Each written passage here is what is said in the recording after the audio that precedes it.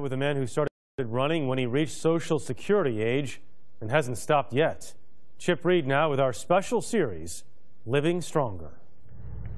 Nat Shafir runs 6 miles a day, 6 days a week. He started running after meeting a college student who had just run a marathon.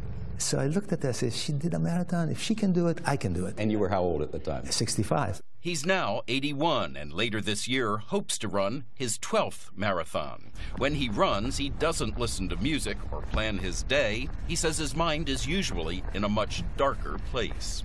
When you're running, do you sometimes relive and think about this horror? Absolutely, all the time. This over there?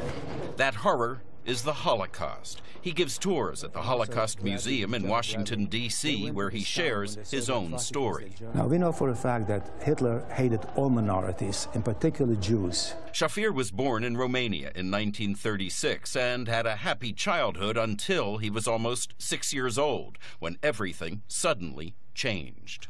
One of our neighbors was a priest. He showed up with a police officer and 2 armed guards, and he's pointing at us and he's saying, "Esti Gidans," these are Jews.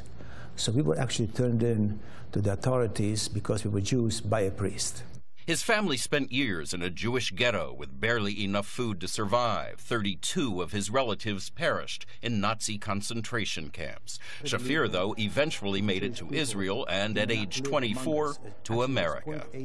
Running, he says, gives him strength. As a young paratrooper in the Israeli army, he was shot in the knee. You still have any bullet fragments or anything in your knee? No, they took it out when they replaced my knee. So you've had a knee replacement. Right. You were shot in the knee, yeah, and you're running marathons. Right. Running while thinking about the Holocaust, he says, gives him the mental strength to keep telling his story.